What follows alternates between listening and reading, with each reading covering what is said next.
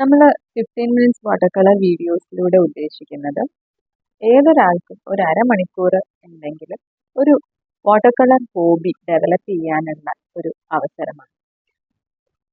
അപ്പോൾ ഇവിടെ നമ്മൾ 3 കളേഴ്സ് മാത്രമാണ് യൂസ് ചെയ്യുന്നത്. Cobalt blue, gamboge yellow and crimson. ഈ 3 കളേഴ്സ് ഉപയോഗിച്ചായിരിക്കും ഈ സീരീസിലെ എല്ലാ പെയിൻറ്റിങ്സും നമ്മൾ ചെയ്യുക.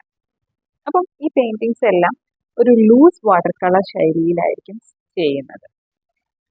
നമ്മളൊക്കെ പണ്ടേ കണ്ട് പരിചയിച്ചിട്ടുള്ള മിലിൻ സാറിൻ്റെ പെയിൻറ്റിങ്സ്, അതല്ലെങ്കിൽ അത്തരത്തിലുള്ള പെയിൻറ്റിങ്സ് ആണ്, നമ്മളെ ലാൻഡ്സ്കേപ്പ് പെയിൻറ്റിങ്സ് ആണ് ഈ ഒരു സീരീസിൽ ഉൾപ്പെടുത്തിയിട്ടുള്ളത്. അപ്പോൾ ആദ്യമായിട്ട് ആകാശം ചെയ്യാനായിട്ട് കൊബാൾട്ട് ബ്ലൂ മാത്രമാണ് ഞാൻ യൂസ് ചെയ്തത് ഇവിടെ.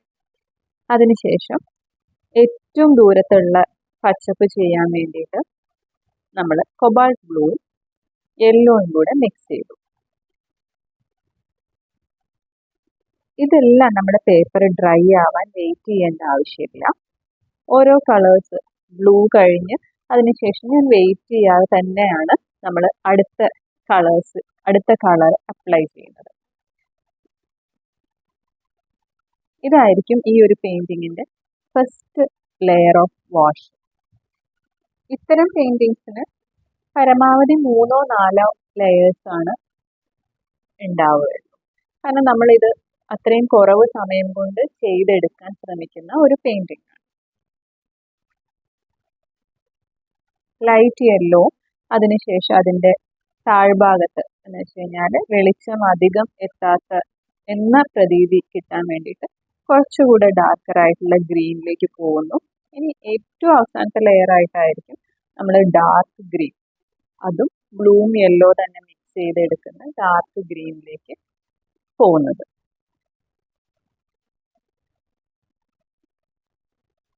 എപ്പോഴും ശ്രദ്ധിക്കാനുള്ള കാര്യം, നമ്മുടെ സബ്ജക്റ്റ് ഇപ്പം ഈ ഒരു പെയിൻറ്റിങ്ങിൽ നമ്മൾ മെയിനായിട്ടും നമ്മുടെ ഫോക്കസ് നമ്മൾ ഉദ്ദേശിക്കുന്നത് ആ ഒരു വീടിനാണ്. അപ്പോൾ അതുകൊണ്ട് തന്നെ അതിൻ്റെ എഡ്ജസ് എല്ലാം നമ്മൾ നല്ല നീറ്റാക്കി ഡ്രൈ ആവുന്നത് വരെ എപ്പോഴും വെയിറ്റ് ചെയ്യണം, കളർ അപ്ലൈ ചെയ്യുന്നതിന് മുന്നേ. അതായിരിക്കും നമ്മളെല്ലാം മിസ് ചെയ്യുന്ന, ബിഗിനർ എന്ന ലെവലിൽ നമ്മൾ മിസ് ചെയ്യുന്ന ഒരു പോയിന്റ് അതായിരിക്കും. മിസ് ചെയ്യാൻ സാധ്യതയുള്ള ഒരു പോയിന്റ് അതാണ്.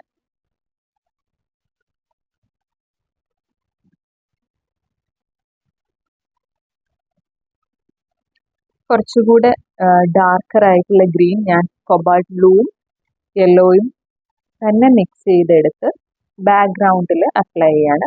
ഈ ഒരു ഭാഗം ഇത്തരം ഷെയ്ഡ്സിൻ്റെ അടുത്ത് വരുമ്പം വളരെ ശ്രദ്ധിച്ചു മാത്രം കൊടുക്കുക. കാരണം വാട്ടർ കളറിൽ എപ്പോഴും നമ്മൾ വൈറ്റ് മെയിൻറ്റെയിൻ ചെയ്യാൻ ആണ് നമ്മൾ ശ്രമിക്കുന്നത്. അപ്പം ആ ഒരു ഏരിയാസ് വൈറ്റ് കളർ അല്ലെങ്കിൽ നമ്മുടെ നെക്സ്റ്റ് കളറിന് വേണ്ടി നമ്മൾ പ്രിസർവ് ചെയ്ത് വെച്ചിരിക്കുകയാണ്.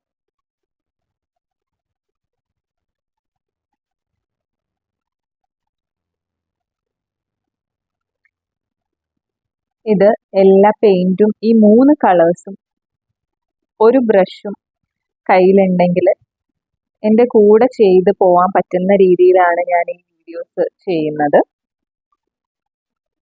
ഇതിലെ ആദ്യത്തെ സ്കെച്ച് ഇടാൻ അത് നമുക്ക് ഈസി ആയിട്ട് ഒരു നമ്മളെപ്പോഴും കണ്ട് പരിചയമുള്ള ഒരു വീടിൻ്റെ പാറ്റേൺ ആണിത്. ഒരു മുമ്പിലൊരു 2 നില ഓടിട്ട വീട്, അതിന് ബാക്കിലായിട്ട് മറ്റൊരു വീടിൻ്റെ സൈഡും കൂടെ, അല്ലെങ്കിൽ അതിൻ്റെ ഒരു സൈഡും കൂടെ, ഒരു ബിൽഡിങ്ങിൻ്റെ സൈഡും കൂടെ കൊടുത്തിരിക്കുന്നു.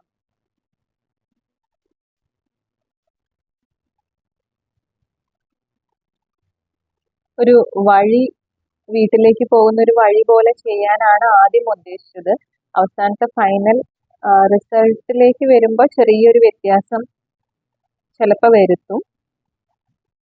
അതുപോലെ തന്നെ ലൈറ്റ് ഷെയ്ഡ്സ് യൂസ് ചെയ്യുന്നത് കൊണ്ട് നമുക്ക് ഇൻ കേസ് നമുക്ക് എന്തെങ്കിലും മിസ്റ്റേക്സ് പറ്റിയാൽ അപ്പം തന്നെ നമുക്ക് ടിഷ്യൂ പേപ്പർ അല്ലെങ്കിൽ ഒരു വെറ്റായിട്ടുള്ള തുണി വെച്ച് ജസ്റ്റ് ഒപ്പി കളേഴ്സ് എടുക്കാം. അതല്ലെങ്കിൽ വെറ്റ് ബ്രഷ് ഡ്രൈ ആക്കിയതിന് ശേഷം, നല്ല വൃത്തിയായി കഴുകിയ ബ്രഷ് ഡ്രൈ ആക്കിയതിന് ശേഷം അത് വെച്ചും നമുക്ക് പെയിന്റ് തിരിച്ചെടുക്കാവുന്നതാണ്.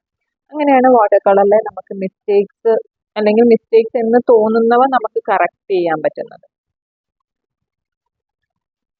ഓടിന്റെ ഭാഗത്തിന് വേണ്ടിയിട്ട് ഞാൻ മിക്സ് ചെയ്തത് ക്രിംസൺ ആൻഡ് യെല്ലോ മിക്സ് ചെയ്തപ്പോൾ നമുക്കൊരു ഓറഞ്ച് ഷെയ്ഡ് കിട്ടി. അതിൻ്റെ കൂടെ ബ്ലൂ ആയിട്ടുള്ള കൊബാൾട്ട് ബ്ലൂ മിക്സ് ചെയ്തു. അപ്പോൾ ബ്ലൂവും ഓറഞ്ചും ഒരു കോംപ്ലിമെന്ററി എന്ന് പറയുന്ന കളേഴ്സ് ആണ്. അപ്പോൾ അതുകൊണ്ട് തന്നെ നമുക്ക് അത് മിക്സ് ചെയ്യുമ്പം വളരെ ഒരു ഗ്രേ ഷെയ്ഡ് അല്ലെങ്കിൽ ഒരു ഡാർക്ക് കറുപ്പിലേക്ക് പോകുന്ന ഒരു ഷെയ്ഡ്സിലേക്ക് ആയിരിക്കും നമുക്ക് കിട്ടുക. അതിൽ ബ്ലൂവിൻ്റെയും ഓറഞ്ചിൻ്റെയും ഏറ്റക്കുറച്ചിലനുസരിച്ച് അത് ഏത് ടോണിലേക്ക് വേണമെങ്കിലും പോവാം. ഇവിടെ നമുക്ക് വേണ്ടത് കൂടുതൽ ഒരു ഓറഞ്ച് ടിഞ്ച്ഡ് അല്ലെങ്കിൽ ഒരു ഓടിൻ്റെ ഒരു ഷെയ്ഡ് ആയതുകൊണ്ട് അതിലേക്ക് കൂടുതൽ റെഡ് യൂസ് ചെയ്ത് ഈ ഒരു തരത്തിൽ ചെയ്യാം. മുകൾ ഭാഗത്ത് ലൈറ്റ് ആയിട്ടും താഴത്തേക്ക് വരുമ്പോൾ ഷാഡോ അല്ലെങ്കിൽ അങ്ങനത്തെ കുറച്ചുകൂടെ ഇരുണ്ട നിറത്തിലേക്ക്.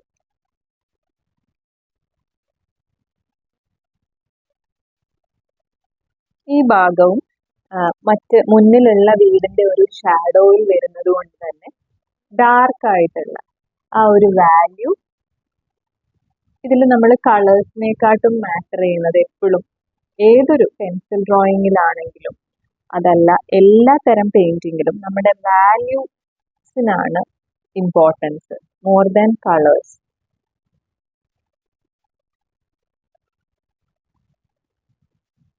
ഒരു ലൈറ്റ് ബ്ലൂ ഷെയ്ഡ് കിട്ടാൻ വേണ്ടിയിട്ട് നമ്മൾ ഇവിടെ ഈ ഒരു ഭാഗത്ത് ലൈറ്റ് ബ്ലൂ, സൂര്യപ്രകാശം കൂടുതൽ വരുന്നു എന്നുള്ള ഒരു കൺസെപ്റ്റിൽ ആ ഭാഗത്ത് വളരെ ലൈറ്റ് ആക്കിയ കളേഴ്സും കൊടുക്കുക.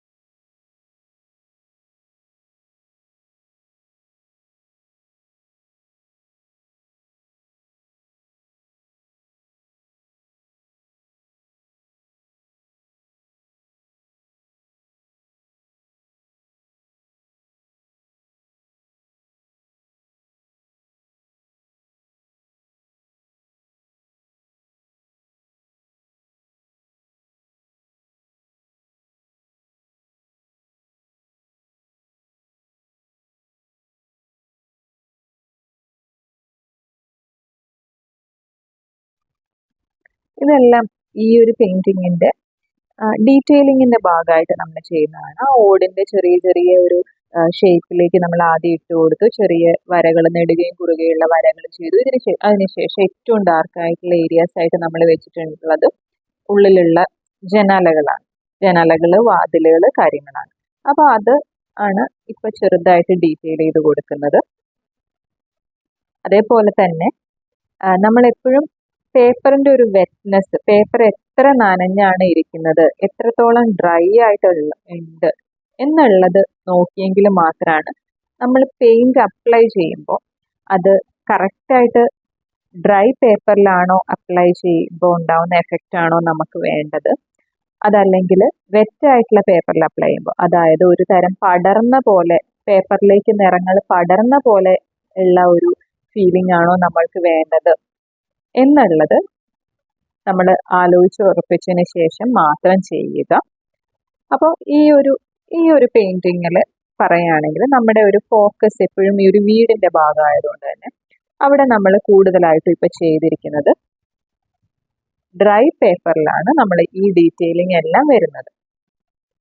ജനലുകളെല്ലാം നമ്മൾ ചെറിയ ലൈൻസ് ആയി കിട്ടിയത് പേപ്പർ നല്ല ഡ്രൈ ആയതുകൊണ്ടാണ്. തീരെ ചെറുതായിട്ടെങ്കിലും നനവ് അവിടെ ഉണ്ടെങ്കിൽ ഈ വരകളെല്ലാം പടർന്നു പോയേ.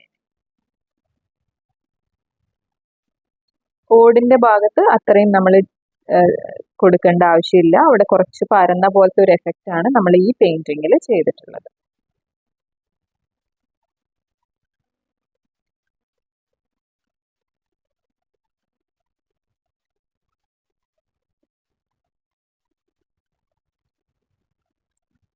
ഈ 3 കളേഴ്സ് തന്നെ ഉപയോഗിച്ച് ഏറ്റവും ഡാർക്കർ ആയിട്ടുള്ള ഷെയ്ഡ്സ് ഉണ്ടാക്കി അതാണ് നമ്മൾ ഡാർക്കർ ഏരിയാസിൽ ഉപയോഗിക്കുന്നത്. എപ്പോഴും ബിഗിനർ ആർട്ടിസ്റ്റിന് വളരെ മിനിമൽ ആയിട്ടുള്ള പാലറ്റ് ഉപയോഗിക്കാനായിരിക്കും എളുപ്പം. ഒരുപാട് നിറങ്ങൾ യൂസ് ചെയ്യുന്നതിനേക്കാളും വളരെ കുറവ് നമ്മുടെ പ്രൈമറി കളേഴ്സ് ആയ യെല്ലോ, ബ്ലൂ, റെഡ് ഇത് മാത്രം ഉപയോഗിച്ച് മറ്റ് നിറങ്ങൾ ഉണ്ടാക്കുന്നതായിരിക്കും നമ്മുടെ ഉപയോഗിക്കാനായിട്ടും നമ്മുടെ ഒരു ലേണിങ്ങിനും ഏറ്റവും കൂടുതൽ ഹെൽപ്പ് ചെയ്യുക.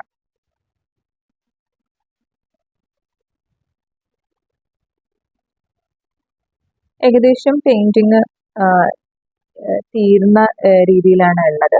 ഇനി കുറച്ച് മുമ്പിലത്തെ ആ ഒരു നമ്മുടെ ഒരു ചെറിയ പച്ചയുടെ ഡാർക്ക് ഷെയ്ഡ്സ് കൊടുക്കാനാണ് ഉണ്ടാവുക.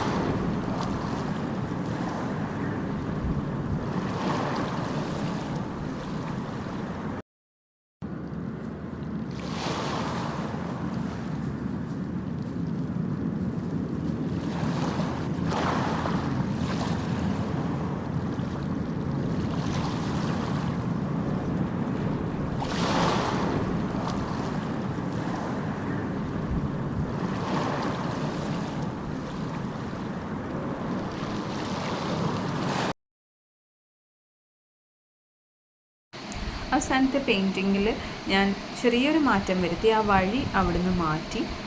അപ്പം റിസൾട്ട് എല്ലാവർക്കും ഇഷ്ടപ്പെട്ടു എന്ന് വിചാരിക്കുന്നു. 15 മിനിറ്റ്സ് എടുത്ത് എല്ലാവരും ഇത് ട്രൈ ചെയ്ത് നോക്കുക. Thank you.